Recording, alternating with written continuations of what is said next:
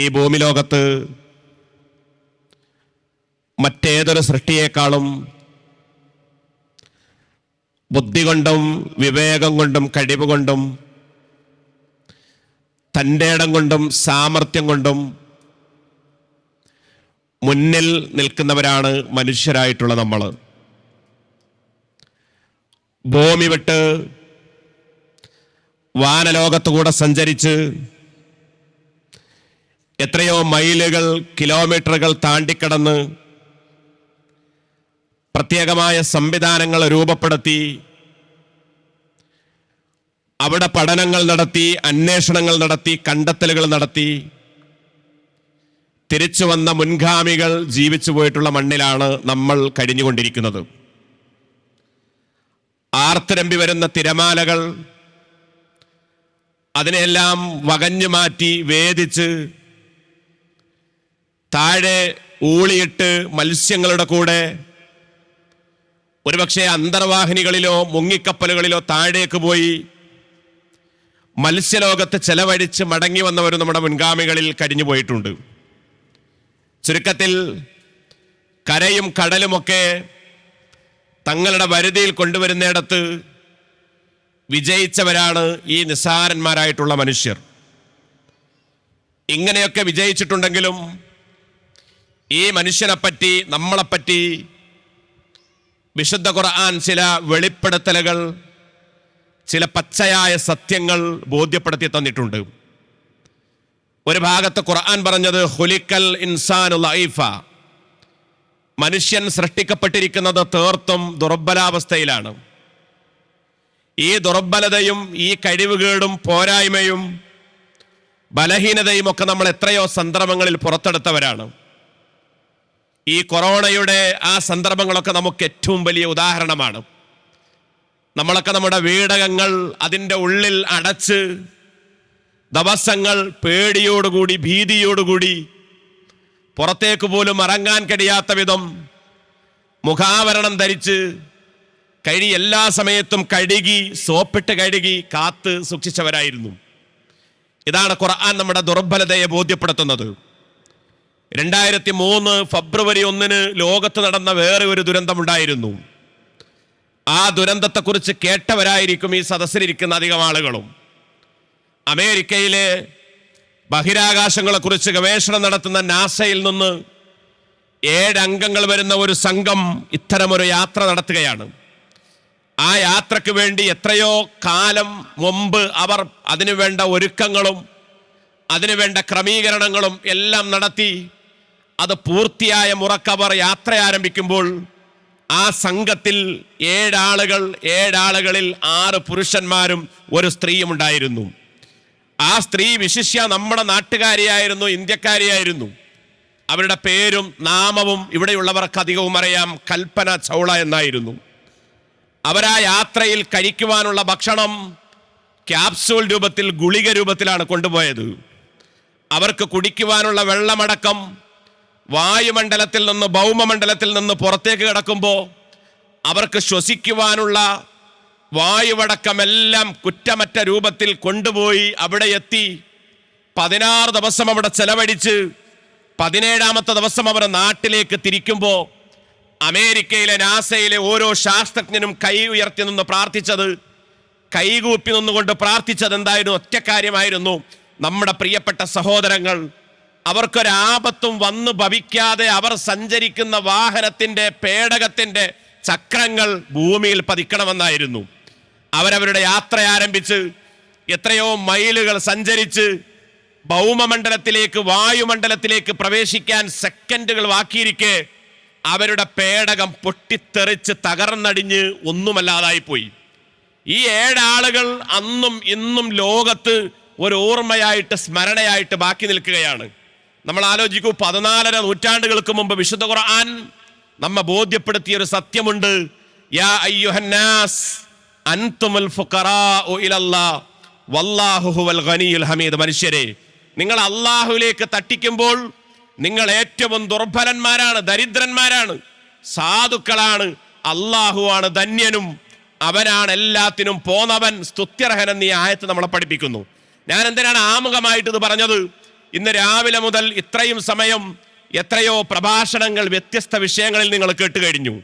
ഈ കേട്ടതിൻ്റെയൊക്കെ എല്ലാത്തിൻ്റെയും ആകത്തുക എന്ന് പറഞ്ഞാൽ നമ്മുടെ ജീവിതത്തിലെ എല്ലാ പ്രവർത്തനങ്ങളുടെയും കേന്ദ്ര ബിന്ദു എന്ന് പറയുന്നത് അത് നാളെ പരലോകത്ത് നമുക്ക് സ്വർഗം ലഭിക്കുക എന്നതാണ്. നമ്മുടെ ജീവിതത്തിൽ മരണമുണ്ട് എന്ന ബോധ്യത്തോടു കൂടി ജീവിക്കുക. എല്ലാ സെക്കൻഡിലും നമുക്കുണ്ടാവേണ്ടത് ഈ ഒരു കാര്യമാണ്. ഞാൻ ഈ ലോകത്തു നിന്ന് മരിക്കും. എപ്പോഴാണോ അള്ളാഹു എൻ്റെ യാത്ര തീരുമാനിച്ചിരിക്കുന്നത് ആ തീരുമാനത്തിന്റെ സമയം അതിൻ്റെ മുറക്ക് സംഭവിക്കും. നമ്മൾ ആലോചിച്ച് നോക്കും. ഇപ്പോ ഒരു കുഞ്ഞ് ജനിച്ചാൽ നമ്മളൊക്കെ ഹാപ്പി ആയിരിക്കും. ആ കുഞ്ഞ് ജനിച്ച് ഉടനെ തന്നെ നമ്മൾ ആ കുഞ്ഞിന്റെ ബർത്ത് സർട്ടിഫിക്കറ്റ് എവിടെയാണോ അവിടെ നിന്നത് വാങ്ങിക്കും. ഒരുപക്ഷെ അത് പഞ്ചായത്തിലായിരിക്കാം, മുനിസിപ്പാലിറ്റി ആയിരിക്കാം, നഗരസഭയായിരിക്കാം. എവിടെയാണോ അവിടുന്ന് നമ്മൾ ആദ്യം വാങ്ങിക്കുന്നത് ആ കുഞ്ഞിന്റെ ജനന സർട്ടിഫിക്കറ്റ് ആയിരിക്കും. പക്ഷെ ഇത് വാങ്ങുമ്പോഴും നമ്മുടെ മനസ്സിലേക്ക് പലപ്പോഴും ഓർമ്മ വരാത്തൊരു സത്യമുണ്ട്. എന്താണ് ആ ഓർമ്മ വരാത്ത സത്യം എന്ന് പറയുന്നത്? ഹക്ക് എന്ന് പറയുന്നത് ഇത് വാങ്ങുന്നതിന്റെ, നമ്മൾ ജനിക്കുന്നതിന്റെ മുമ്പ്, മാസങ്ങൾക്ക് മുമ്പ് നമ്മുടെ മരണത്തിന്റെ സർട്ടിഫിക്കറ്റ് എഴുതി വെച്ചിട്ടുണ്ട്. നമ്മുടെയൊക്കെ മരണത്തിന്റെ ഡേറ്റ് എഴുതി വെച്ചിട്ടുണ്ട്. എപ്പോഴാണ് എഴുതി വെച്ചത്? വിശുദ്ധ ഖുർആനിന്റെ ആയത്തുകളിലൂടെ കടന്നു പോകുമ്പോൾ മരണത്തെ ഓർമ്മിപ്പിക്കുന്ന ധാരാളം ഉണർത്തലുകളുണ്ട്. എന്നാൽ റസൂലുള്ളാഹി സ്വല്ലല്ലാഹി അലൈഹി വസല്ലമയുടെ ഒരു ഹദീസ്, ഇമാം മുസ്ലിം ഉദ്ധരിക്കുന്ന ഒരു ഹദീസിൽ കാണാൻ കഴിയും. ഒരു കുഞ്ഞ് ഉമ്മയുടെ ഗർഭപാത്രത്തിൽ 4 മാസം തികയുമ്പോൾ ഒരു മലക്ക് വരും. ആ മലക്ക് വന്നിട്ട് ആ കുഞ്ഞിനെ മുൻനിർത്തിയിട്ട് അള്ളാഹുവിനോട് 3 ചോദ്യങ്ങൾ ചോദിക്കും. ആ 3 ചോദ്യങ്ങൾക്കുള്ള മറുപടി അള്ളാഹു പറഞ്ഞു കൊടുക്കും. ഒന്നാമത്തെ ചോദ്യം, ഈ ജനിക്കാൻ പോകുന്ന കുട്ടി ആണോ അതല്ല പെണ്ണോ? മലക്കിന്റെ മുമ്പിൽ അള്ളാഹു പറയും, ഒന്നുകിൽ ആണെന്ന് പറയും, അല്ലെങ്കിൽ പെണ്ണെന്ന് പറയും. മലക്കത് നമ്മുടെ പേരിൽ എഴുതി വെച്ചു, രേഖപ്പെടുത്തി. രണ്ടാമത്തെ ചോദ്യം, ഈ ജനിക്കുന്ന കുട്ടി എത്ര കാലമാണ് ജീവിക്കുക? ഭൂമിയിലേക്ക് പുറത്തേക്ക് വരുമ്പോൾ തന്നെ മരിച്ചിട്ടാണോ വരുന്നത്, അതല്ല ജീവനോടുകൂടിയാണോ വരുന്നത്?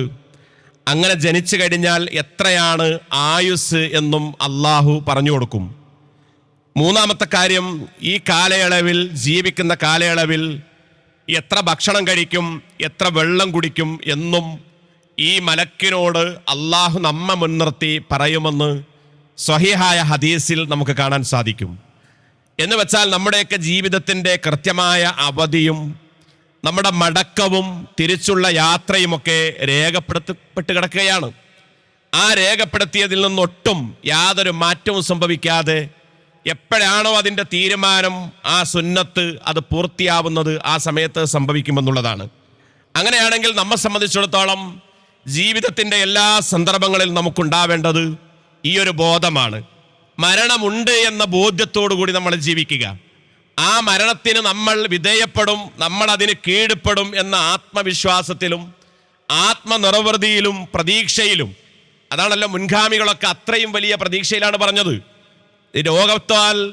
രോഗത്തിൻ്റെ മുന്നിൽ മരണത്തോട് മല്ലടിച്ച് കിടക്കുന്ന ഒരാളോട് ചോദിക്കുകയാണ് പ്രവാചകൻ സല്ലല്ലാഹു അലൈഹി വസല്ലം, എന്താണ് നിങ്ങൾക്ക് നിങ്ങളുടെ ഒരു കാഴ്ചപ്പാട്, ഇത്തരം ഒരു സാഹചര്യത്തിൽ എന്താണ് നിങ്ങളുടെ മനസ്സിൻ്റെ ഒരു അവസ്ഥ എന്ന് ചോദിക്കുമ്പോൾ അദ്ദേഹം പറയാണ്, ഞാൻ ഇപ്പോഴും റാഹത്തിൽ തന്നെയാണ്, ഞാൻ വളരെ സംതൃപ്തിയിലാണ്, ഞാൻ ഇനിയും ജീവിക്കുകയാണെങ്കിൽ ഞാൻ അള്ളാഹുവിൻ്റെ കൂടെയായിരിക്കും. ഇനി എനിക്ക് എത്രയാണോ ആയുസ് കിട്ടുന്നത് അത്രയും ഞാൻ അള്ളാഹുവിൻ്റെ കൂടെയായിരിക്കും. ഇനി ഞാൻ മരണപ്പെടുകയാണെങ്കിൽ എൻ്റെ കൂടെ അള്ളാഹു ഉണ്ടായിരിക്കുമെന്ന് അവരൊക്കെ പറയുന്നത് അവർ ഈ ഒരു ആത്മവിശ്വാസത്തിൽ ജീവിച്ചത് കൊണ്ടായിരുന്നു.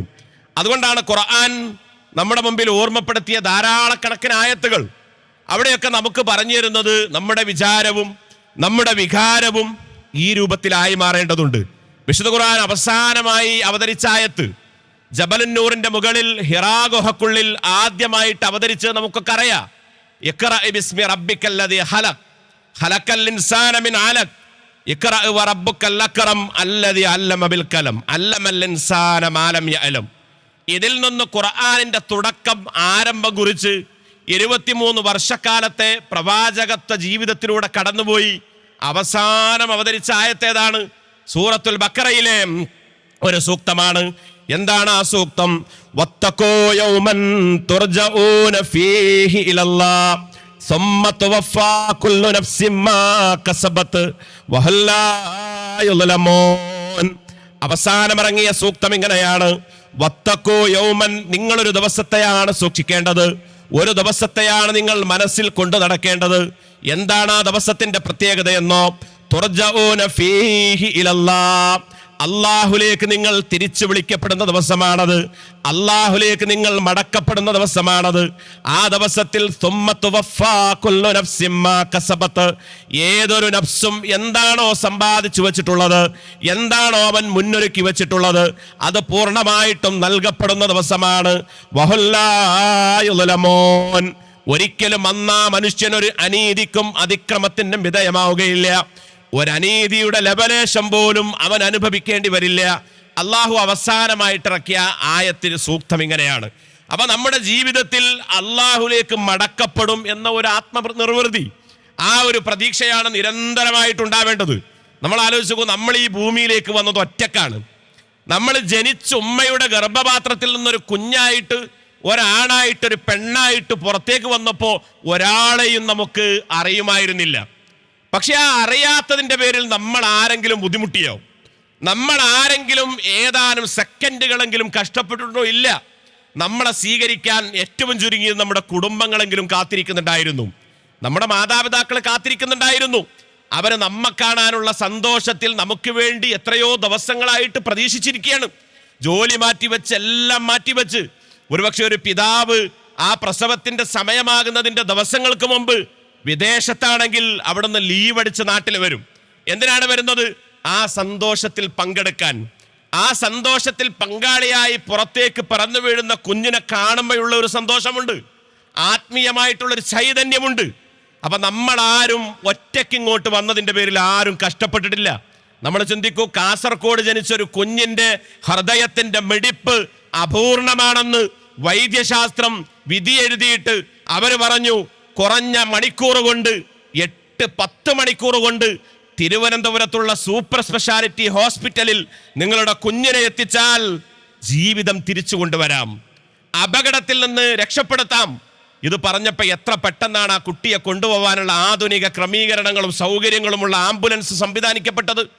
എത്ര പെട്ടെന്നാണ് ആ കുട്ടിക്ക് വേണ്ടി ഓരോ പോയിന്റിലും, കാസർഗോഡ് മുതൽ തിരുവനന്തപുരം വരെയുള്ള ഓരോ റോഡ് വക്കുകളിലും ആളുകൾ, കൂട്ടായ്മകൾ, വാട്സാപ്പ് കൂട്ടായ്മകൾ, ക്ലബ്ബുകൾ, ഇവരൊക്കെ കാത്തിരിക്കുകയാണ്. എന്തിനു വേണ്ടി? ആ കുട്ടിക്ക് വഴിയൊരുക്കാൻ. അവരാഗ്രഹിച്ചത് ഏതെങ്കിലും ഒരു ട്രാഫിക് ജാമിൽ പെട്ടിട്ട്, വാഹന ഗതാഗത കുരുക്കിൽപ്പെട്ടിട്ട് ഈ കുട്ടിയുടെ ജീവൻ സമയം പറഞ്ഞതിൽ അവിടെ എത്താതിരുന്നാൽ ഈ കുട്ടിയുടെ ജീവൻ നഷ്ടപ്പെടുമോ എന്ന ആശങ്കയിൽ അവരൊക്കെ കാത്തിരുന്നു, വഴിയൊരുക്കി. 10 മണിക്കൂർ കൊടുത്ത സമയം 9 മണിക്കൂർ കൊണ്ട് തിരുവനന്തപുരത്തെത്തി ആ കുട്ടിയുടെ ട്രീറ്റ്മെന്റ് ആരംഭിച്ചു. ദിവസങ്ങൾ കഴിഞ്ഞപ്പോഴത്തേന് ആ കുഞ്ഞു പൂർണ്ണ ആരോഗ്യത്തിലേക്ക് തിരിച്ചു വന്നു. നമ്മൾ ആലോചിച്ച് നോക്കൂ, ഈ ദുനിയാവിൽ ഒരാളും കഷ്ടപ്പെടുന്നില്ല, എല്ലാം സംവിധാനിക്കാനുള്ള സൗകര്യം അള്ളാഹുവിടെ ഒരുക്കിയിട്ടുണ്ട്. അള്ളാഹു ഒരുക്കി. അപ്പൊ അള്ളാഹു നമ്മളോട് തിരിച്ചു പറയുന്നൊരു വർത്തമാനമുണ്ട്. എന്താണ് അള്ളാഹു പറയുന്നത്? മനുഷ്യരെ, ഇങ്ങനെ നിങ്ങൾ ഇങ്ങോട്ട് വന്നപ്പോൾ എല്ലാ സൗകര്യങ്ങളും ഒരുക്കിയ ഞാൻ തിരിച്ച് നിങ്ങളുടെ ജീവിതം അവസാനിക്കുമ്പോൾ എൻ്റെ അടുത്തേക്ക് മടങ്ങി വരും. എൻ്റെ അടുത്തേക്ക് മടങ്ങി വരുമ്പോൾ നിങ്ങൾ ഒറ്റക്കായിരിക്കും. ആ സമയത്ത് നിങ്ങൾ ഒറ്റക്കായിരിക്കും. ആ ഒറ്റക്ക് വരുന്ന സമയത്തേക്ക് വേണ്ടത് നിങ്ങൾ ഒരുക്കണം. ഇങ്ങോട്ട് ഭൂമിയിലേക്ക് നിങ്ങൾ പറന്നു വന്നപ്പോൾ നിങ്ങൾ ഒറ്റക്കായപ്പോൾ നിങ്ങൾക്ക് വേണ്ടതൊക്കെ ഞാൻ ഒരുക്കി തന്നു. അങ്ങനെ ഒരുക്കി തന്ന ഞാൻ തിരിച്ചുള്ള യാത്രയിൽ നിങ്ങൾക്കൊന്നും ഞാൻ ഒരുക്കി തരികയില്ല. എല്ലാം നിങ്ങൾ ഒരുക്കണം, എല്ലാം നിങ്ങൾ ഒരുക്കണം. അതാണ് വിശുദ്ധ ഖുർആനിന്റെ ഒരു വാക്ക്, വലഖദ് ജഅ്തുമൂനാ ഫുറാദാ കമാ ഖലഖനാകും അവ്വല മറ വതറക്തും മാ ഖവ്വൽനാകും വറാഅ ളുഹൂരികും. വിശുദ്ധ ഖുർആനിന്റെ ആയത്ത് ഇങ്ങനെയാണ്, വലഖദ് ജഅ്തുമൂനാ ഫുറാദാ, നിങ്ങൾ നമ്മുടെ അടുക്ക് ഒറ്റക്കൊറ്റക്ക് വരുന്നവരായിരിക്കും, ഒറ്റക്കായിരിക്കും നിങ്ങൾ നമ്മുടെ അടുത്തേക്ക് തിരിച്ചു വരിക. ഏതുപോലെയാണ്? കമാ ഖലഖനാകും അവ്വല മറ, നിങ്ങളെ നമ്മൾ ആദ്യം സൃഷ്ടിച്ചതുപോലെ. ഒന്നാമതായിട്ട് നിങ്ങൾക്ക് നമ്മൾ സൃഷ്ടിപ്പ് നൽകിയപ്പോൾ നിങ്ങൾ ഈ ഭൂമിയിലേക്ക് ഒറ്റക്ക് വന്നതുപോലെ എൻ്റെ അടുത്തേക്ക് നിങ്ങൾ ഒറ്റക്ക് മടങ്ങി വരും.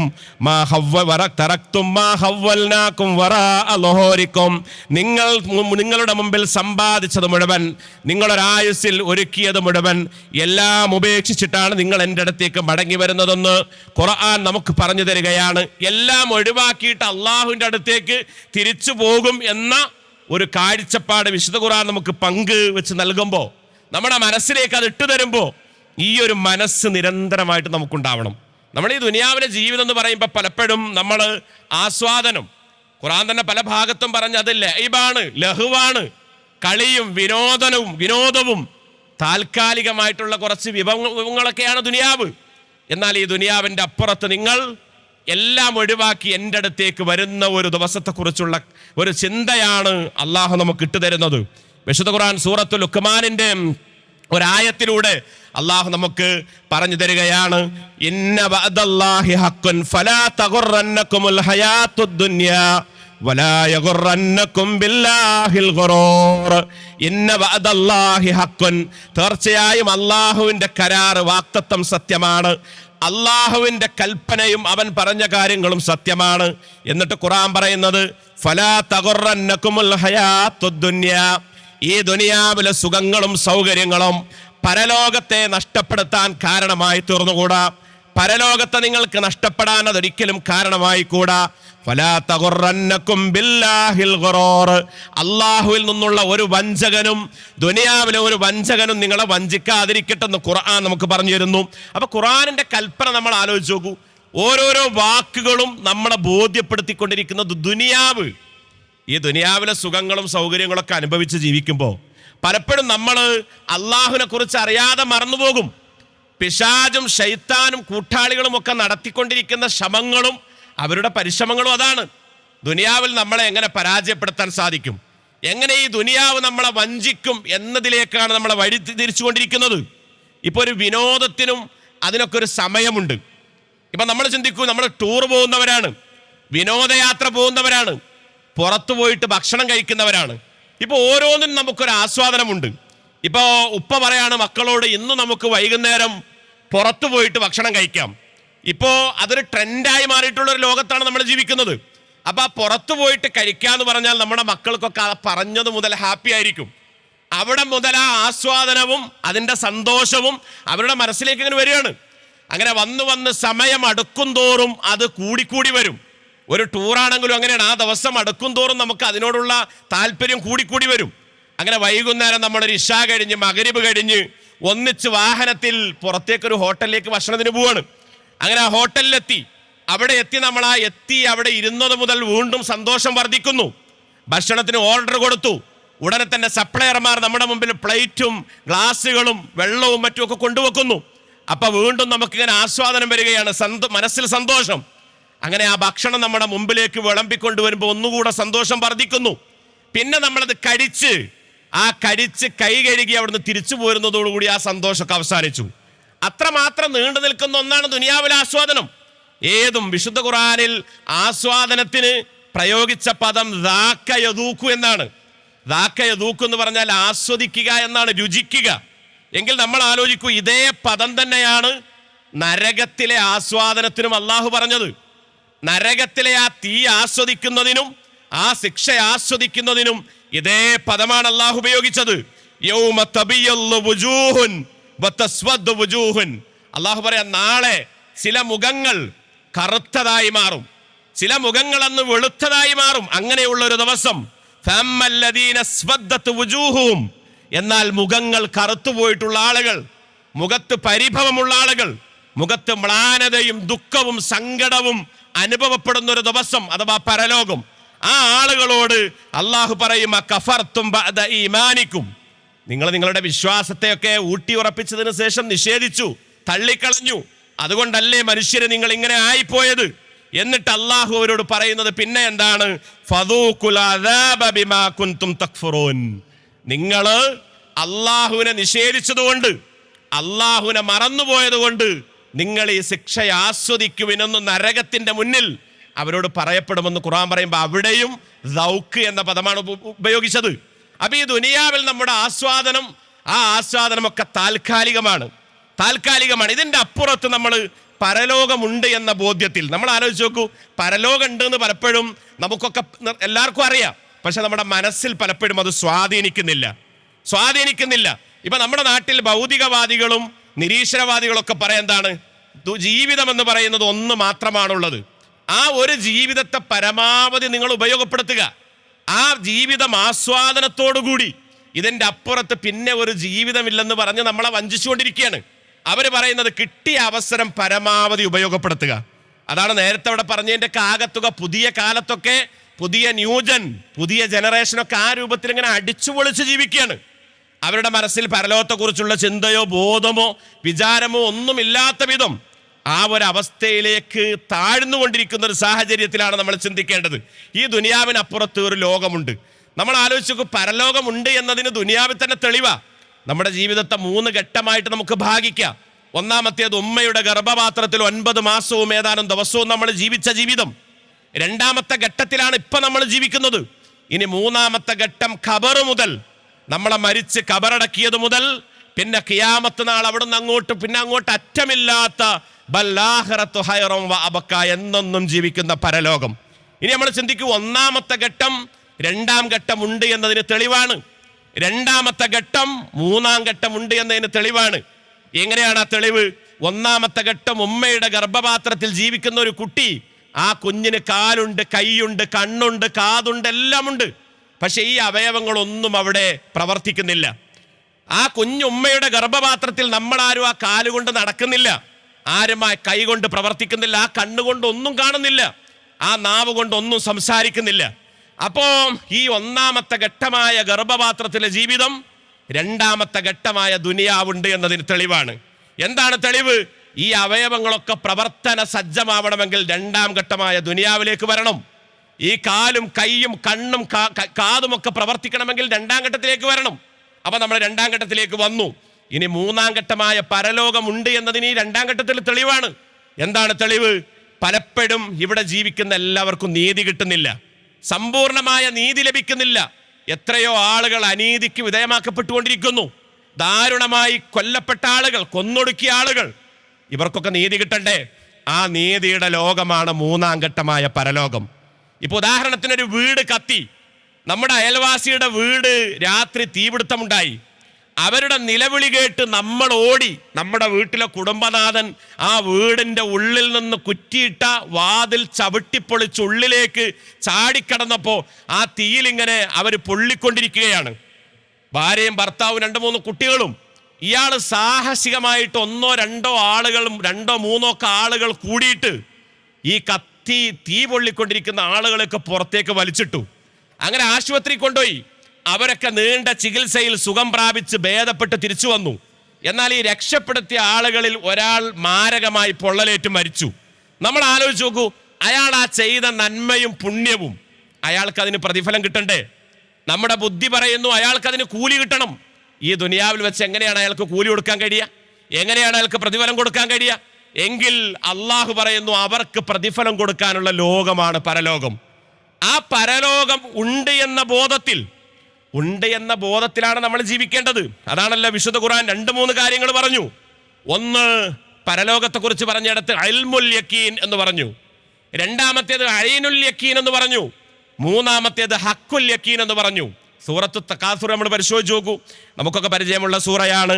അൽഹാകുമുത് തകാസുർ ഹത്താ സുർതുമുൽ മകാബിർ കല്ലാ സൗഫ തഅലമൂൻ സുമ്മ കല്ലാ സൗഫ തഅലമൂൻ കല്ലാ ലൗ തഅലമൂന ഇൽമൽ യഖീൻ ലതറവുന്നൽ ജഹീമ സുമ്മ ലതറവുന്നഹാ ഐനൽ യഖീൻ സുമ്മ ലതുസ്അലുന്ന യൗമഇദിൻ അനിൻ നഈം.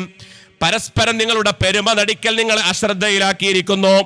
ഏതുവരെയാണ് ആ അശ്രദ്ധയിൽ നിങ്ങൾ മുന്നോട്ട് പോകുന്നത്? ഹത്താ സുർതുമുൽ മകാബിർ, നിങ്ങൾ നിങ്ങളുടെ ഖബറുകൾ സന്ദർശിക്കുന്നത് വരെ ഇത് നിർബാധം തുടർന്നുകൊണ്ടിരിക്കും. എന്നിട്ട് അല്ലാഹു പറയുന്ന പ്രധാനപ്പെട്ട 3 കാര്യങ്ങൾ: കല്ലാ ലൗ തഅലമൂൻ കല്ലാ ലൗ തഅലമൂന ഇൽമൽ യഖീൻ കല്ലാ ലൗ തഅലമൂന ഇൽമൽ യഖീൻ ലതറവുന്നൽ ജഹീം സുമ്മ ലതറവുന്നഹാ ഐനൽ യഖീൻ കല്ലാ സൗഫ തഅലമൂൻ സുമ്മ കല്ലാ സൗഫ തഅലമൂൻ. നിങ്ങൾ വഴിയെ അറിയുക തന്നെ ചെയ്യും, നിങ്ങൾ പിന്നീട് അറിയുക തന്നെ ചെയ്യും. എന്നിട്ട് അള്ളാഹു പിന്നെ പറയുന്നത് ഒന്നാമത്തേത് ഇൽമുൽ യഖീനാണ്, രണ്ടാമത്തേത് ഐനുൽ യഖീനാണ്, മൂന്നാമത്തേത് ഹക്കുൽ യഖീനാണ്. എന്താണ് ഇൽമുൽ യഖീനും ഐനുൽ യഖീനും ഹക്കുൽ യഖീനും? ഒരു എക്സാമ്പിൾ പറഞ്ഞാൽ പെട്ടെന്ന് മനസ്സിലാവും. ഇപ്പം നമ്മുടെ ഒരു അയൽവാസി ഗൾഫിൽ ജോലി ചെയ്ത് 2 വർഷം കഴിഞ്ഞ് ലീവിന് നാട്ടിലേക്ക് വന്നു. അങ്ങനെ നാട്ടിലേക്ക് വന്ന് ഒരു ദിവസം രാത്രിയാണ് അദ്ദേഹം എത്തിയത്.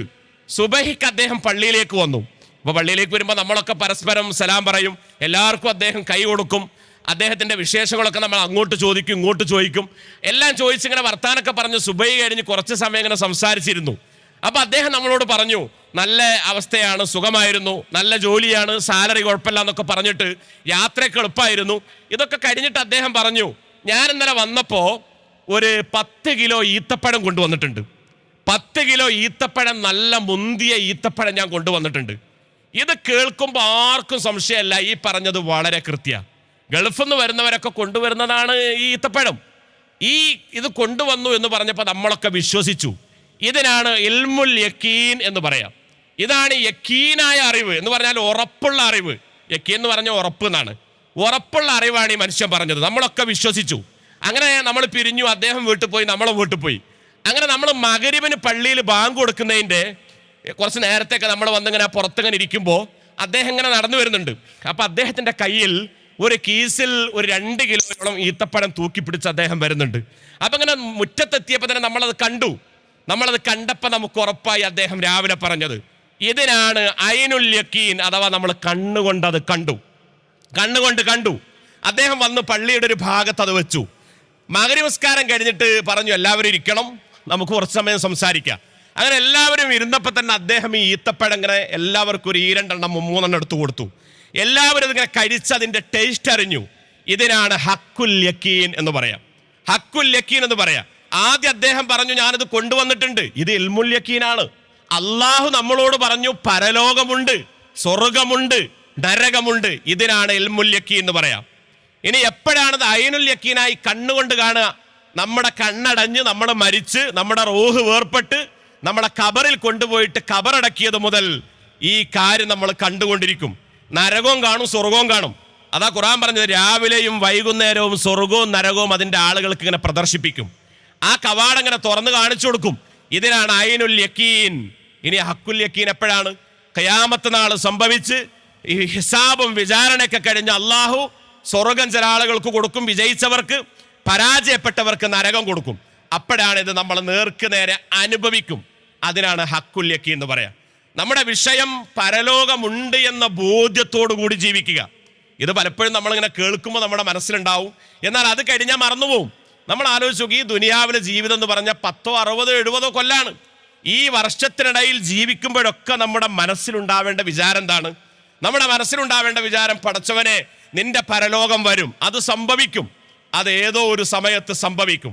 ആ സംഭവിക്കുന്നതിൻ്റെ മുമ്പ് നമ്മൾ ചിന്തിച്ചു നോക്കൂ, നമ്മുടെ ജീവിതം എന്ന് പറയുന്നത് അതിൻ്റെ ആകത്തുക.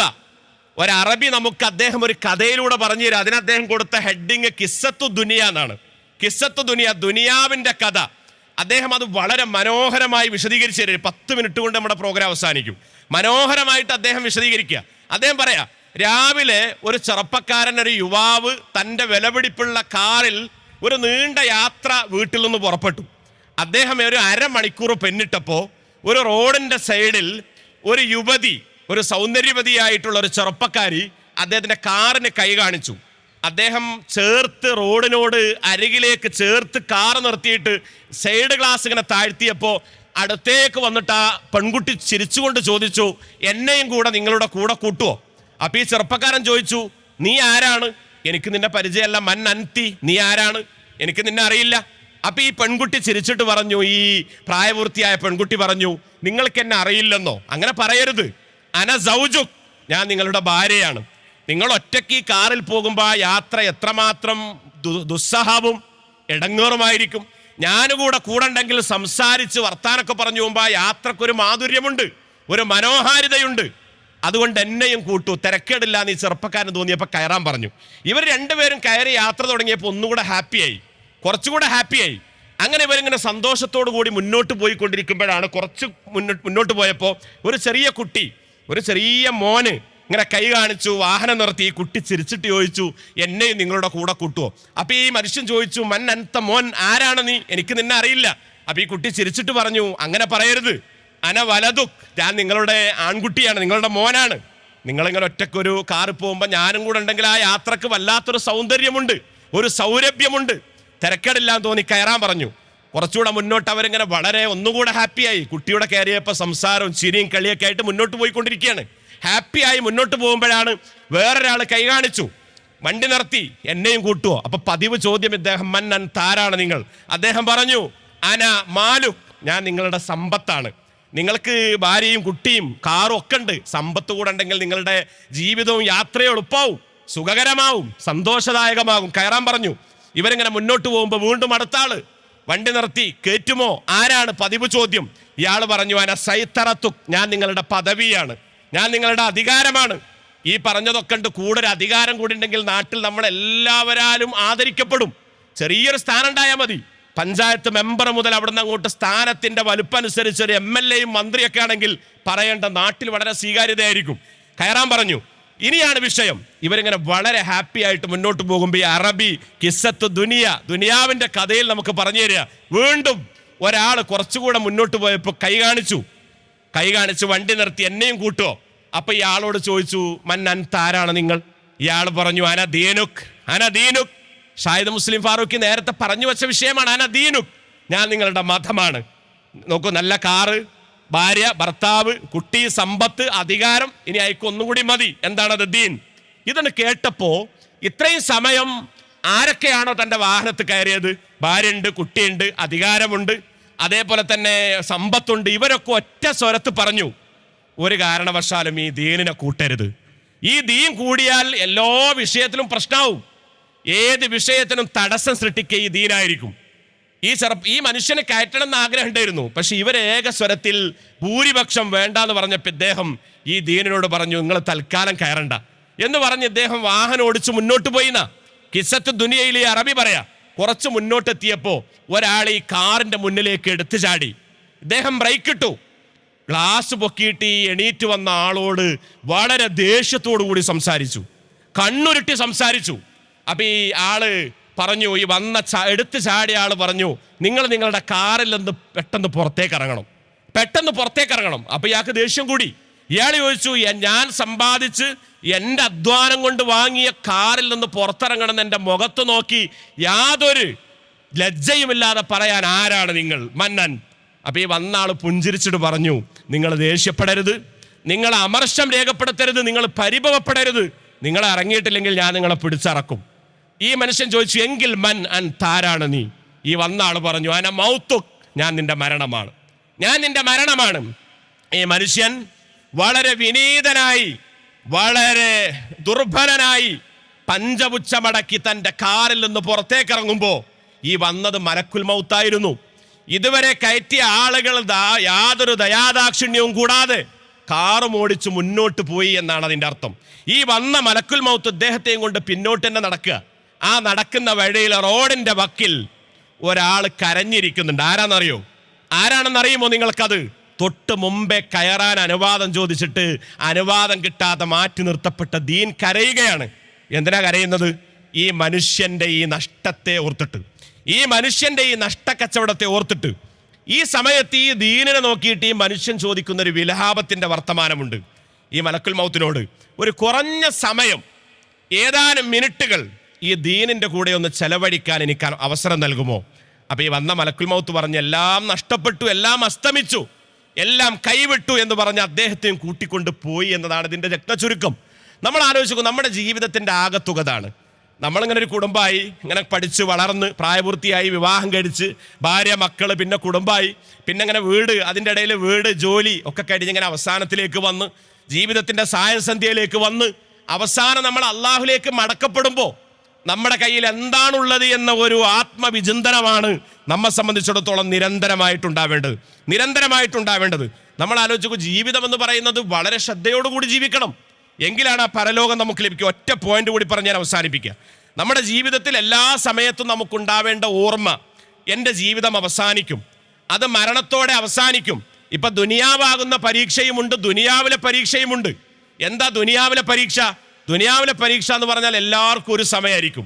ഒരു പരീക്ഷാ ഹാളിൽ ഇരിക്കുന്ന 100 കുട്ടികൾക്കും 2 മണിക്കൂറാണെങ്കിൽ എല്ലാവർക്കും 2 മണിക്കൂർ, 2:30 ആണെങ്കിൽ എല്ലാവർക്കും 2:30. അതിൽ യാതൊരു മാറ്റമില്ല. പക്ഷെ അതിൻ്റെ പ്രത്യേകത എന്താണ്? ആ ഓരോ അരമണിക്കൂർ കഴിയുമ്പോഴും വാണിംഗ് ബെല്ലടിക്കും. അപ്പൊ നമുക്കൊരു ഓർമ്മ വരും, അരമണിക്കൂർ കഴിഞ്ഞു, 1 മണിക്കൂറാകുമ്പോൾ വീണ്ടും.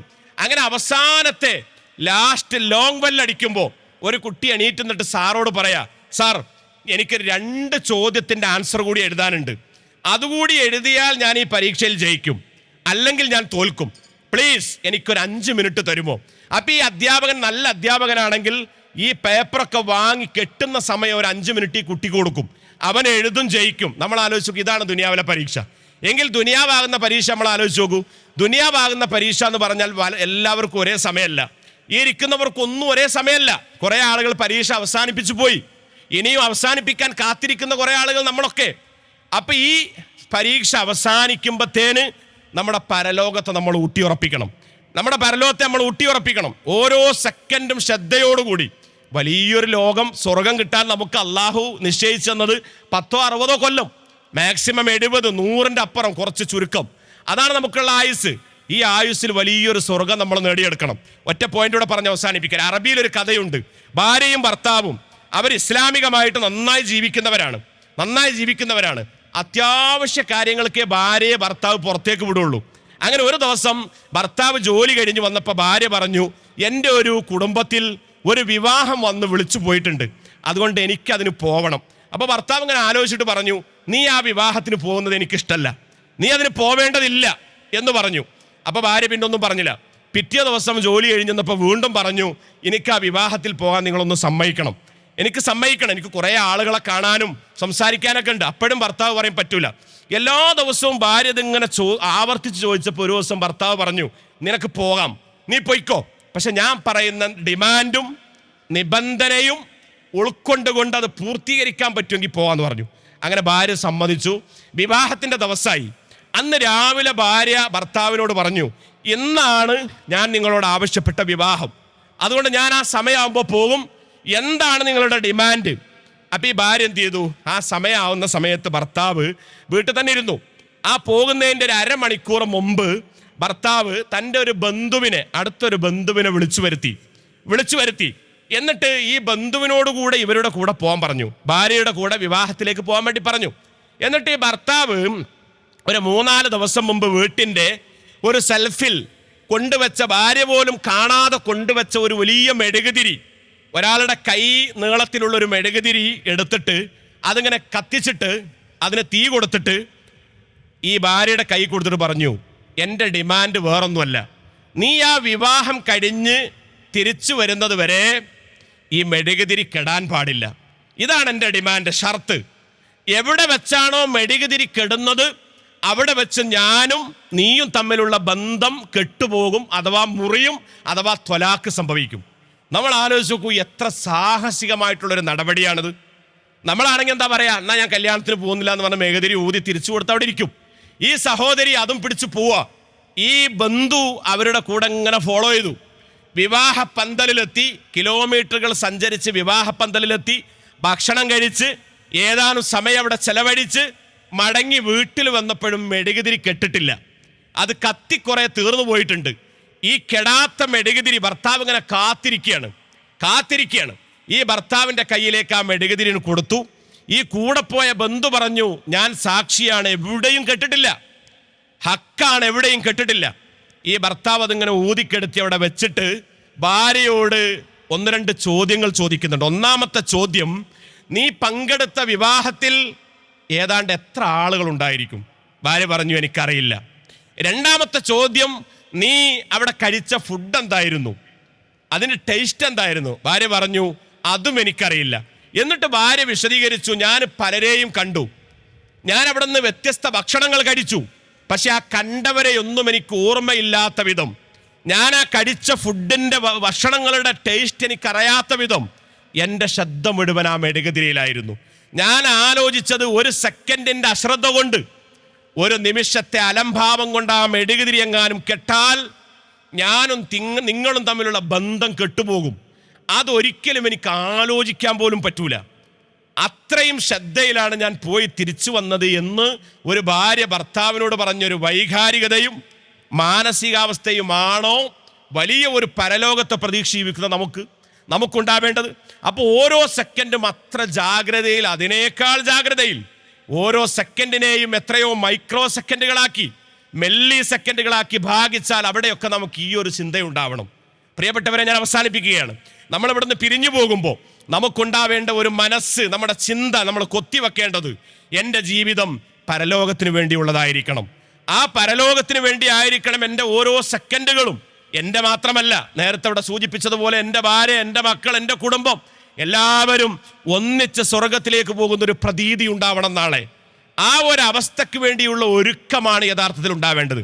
ആ ഒരുക്കത്തിലേക്ക് അവസാനം ചേർത്ത് പറയുമ്പോൾ പരിശുദ്ധ റമളാൻ മാസം, നമ്മളിപ്പോൾ ഷാബാനിൻ്റെ തുടക്കത്തിലാണുള്ളത്. ഇൻഷാ അല്ലാഹ് ഒരു 2-3 ആഴ്ച കൂടി കഴിയുമ്പോഴത്തേന് റമളാൻ എന്ന് പറയുന്ന ഒരു അതിഥി നമ്മിലേക്ക് വരും. ആ അതിഥിയെ സ്വീകരിക്കാൻ നമ്മൾ കാത്തിരിക്കണം. ഒരു വർഷത്തിൽ ഒരിക്കൽ മാത്രം വിരിയുന്ന വസന്ത പുഷ്പമാണ് റമളാൻ. ആ റമളാനിന് ഒരു വർഷത്തിൽ വന്നാൽ പിന്നെ അടുത്ത വർഷമേ വരുള്ളൂ. അതിന് നമ്മൾ പ്രാർത്ഥനയോടുകൂടി കാത്തിരിക്കണം. ഈ കൂട്ടത്തിൽ ആരൊക്കെ റമളാനെ സ്വീകരിക്കാൻ ഉണ്ടാവും നമുക്ക് ഉറപ്പിച്ച് പറയാൻ കഴിയില്ല. ആ റമളാൻ വരുമ്പോൾ അതിനെ സ്വീകരിക്കാൻ, അതിൻ്റെ പ്രതിഫലം നേടിയെടുക്കാൻ ഒരു ഈ റമളാനിൻ്റെ പ്രതിഫലം എല്ലാവർക്കും ഒരുപോലെയല്ല കിട്ടുക. നമ്മുടെ മനസ്സും ആത്മാർത്ഥതയും നീയത്തൊക്കെ അനുസരിച്ച് വ്യത്യസ്തമായിരിക്കും. ഒരു മഴ പെയ്തപ്പോൾ ആ മഴവെള്ളം എല്ലായിടത്തും കിട്ടി. ഈ കാണുന്ന പാടത്ത് കിട്ടി, പാടത്തിൻ്റെ അപ്പുറത്തുള്ള കുളത്തിൽ കിട്ടി, കുറച്ചുകൂടെ അപ്പുറത്തുള്ള തോടിൽ കിട്ടി, ഈ വീട്ടിൻ്റെ ഉള്ളിലുള്ള കിണറ്റിൽ കിട്ടി, ഈ റോഡിൻ്റെയൊക്കെ പല ഭാഗത്തുമുള്ള കുഴികളിൽ കിട്ടി. 1 മണിക്കൂർ ശക്തമായി മഴ പെയ്തപ്പോൾ നമ്മളൊക്കെ വീട് വാതിലടച്ചുള്ളിലിരുന്നു. മഴ ചോർന്ന് നോക്കി നമ്മൾ പുറത്തിറങ്ങിയപ്പോൾ നമ്മളിങ്ങനെ നിരീക്ഷിച്ചപ്പോൾ ആ തോട്ടിൽ കിട്ടിയ വെള്ളത്തിൻ്റെ അളവല്ല കുളത്തിൽ, ആ കുളത്തിൽ കിട്ടിയ അളവല്ല പാടത്ത് കിട്ടിയതല്ല കിണറ്റിൽ കിട്ടിയതല്ല റോഡിൻ്റെ കുഴിയിൽ കുറച്ച് വെള്ളമേ ഉള്ളൂ. നമ്മൾ ആലോചിച്ച് നോക്കുക, കിണറ്റിൽ 2 റിങ് വെള്ളം കയറി, പക്ഷെ റോഡിൻ്റെ കുഴിയിൽ കുറച്ചേ ഉള്ളൂ. പെയ്ത മഴ ഒരേ സമയം 1 മണിക്കൂർ, മേലെ നിന്ന് താഴേക്ക് വീണ മഴത്തുള്ളികൾ ഒരേ അളവ്, പക്ഷെ ആ വെള്ളം സ്വീകരിച്ചതിൽ ഏറ്റക്കുറച്ചിലുകൾ ഉണ്ടായി. ഇതുപോലെയാണ് പരിശുദ്ധ റമളാൻ. ആ റമളാൻ വരുമ്പോൾ ഉപ്പക്ക് കിട്ടുന്ന കൂലിയല്ല ഉമ്മക്ക് കിട്ടുക, ഉമ്മയുടേതല്ല മക്കൾക്ക് കിട്ടുക. അപ്പം നമ്മൾ ആ ഒരു പ്രതീക്ഷയിൽ എനിക്ക് കൂടുതൽ കിട്ടണമെന്ന ആത്മനിർവൃതിയിൽ ആ റമളാനെ സ്വീകരിക്കാനും അതിനുവേണ്ടി പ്രാർത്ഥിച്ചൊരുങ്ങി നമ്മൾ മുന്നോട്ട് പോകുമ്പോൾ ഈ മഹനീയമായിട്ടുള്ള അനുഗ്രഹീതമായ മാസത്തെ നല്ല നിലക്ക് നീതിയുക്തമായിട്ട് നമുക്ക് സ്വീകരിക്കാൻ സാധിക്കും. ആ രൂപത്തിലൊക്കെ ചിന്തിച്ച് നമ്മുടെ ഈമാനിനെ ശക്തിപ്പെടുത്തി ജീവിതം എന്ന് പറയുന്നത് പരലോകത്തേക്ക് വേണ്ടിയുള്ളതാണ് എന്ന കാഴ്ചപ്പാടിൽ നമ്മൾ ഒരുക്കുമ്പോൾ അവിടെയൊക്കെ നമുക്ക് വലിയ പുണ്യം നേടിയെടുക്കാൻ സാധിക്കും, പ്രതിഫലം നേടിയെടുക്കാൻ സാധിക്കും. അത്തരത്തിൽ ചിന്തിക്കുന്ന, ആലോചിക്കുന്ന മുത്തക്കികളിൽ, മുവഹിദുകളിൽ അള്ളാഹു നമ്മെ എല്ലാവരെയും ഉൾപ്പെടുത്തി അനുഗ്രഹിക്കുമാറാവട്ടെ. ഈ ഒരുമിച്ച് കൂടൽ ഒരു സൽക്രമമായി അള്ളാഹു നമ്മിൽ നിന്നും സ്വീകരിക്കുമാറാവട്ടെ. ഈ ഒരു സംരംഭത്തിന് വേണ്ടി എത്രയോ ദിവസങ്ങളായി പണിയെടുത്ത നമ്മുടെ നേതാക്കന്മാർ, പണ്ഡിതന്മാർ, ഇതിൻ്റെ മുന്നിൽ നിന്നവർ, ഈ മഹലിൻ്റെ ആളുകൾ, അതേപോലെ തന്നെ ഇതിനു വേണ്ടി ഈ സൗകര്യമൊരുക്കിയ ഈ കുടുംബത്തിൻ്റെ ഉടമസ്ഥൻ, എല്ലാവർക്കും അള്ളാഹു അർഹമായ പ്രതിഫലം നൽകുമാറാവട്ടെ. ഈ ഒരുമിച്ച് കൂട്ടിയതുപോലെ നാളെ സ്വർഗത്തിലും ഒരുമിക്കാൻ അള്ളാഹു നമുക്ക് ഭാഗ്യം നൽകുമാറാവട്ടെ. മരണപ്പെട്ടു പോയ മാതാപിതാക്കൾ, പ്രിയപ്പെട്ടവർ എല്ലാവർക്കും അള്ളാഹു മഗഫറത്തും മറഹമത്തും നൽകുമാറാവട്ടെ. നമ്മുടെ ജീവിതത്തിൽ കൂടുതൽ നന്മകളിലൂടെ പരലോകത്തെ ലക്ഷ്യം വെച്ചുകൊണ്ട് മുന്നോട്ട് പോവാൻ അള്ളാഹു നമുക്ക് ഉദവി നൽകുമാറാവട്ടെ. അല്ലാഹുമ്മ റബ്ബന തഖബ്ബൽ മിന്ന ഇന്നക അൻത സമീഉൽ അലീം വതുബ് അലൈനാ ഇന്നക അൻത തവ്വാബുർ റഹീം. അല്ലാഹുമ്മ ഇശ്ഫി മർളാനാ വമർളൽ മുസ്ലിമീൻ. അല്ലാഹുമ്മ റഹം മൗതാനാ വമൗതൽ മുസ്ലിമീൻ. വസല്ലല്ലാഹു അലാ നബീന മുഹമ്മദിൻ വഅലാ ആലിഹി വസഹ്ബിഹി അജ്മഈൻ വൽഹംദുലില്ലാഹി റബ്ബിൽ ആലമീൻ. വസ്സലാമു അലൈക്കും വറഹ്മത്തുള്ളാഹി.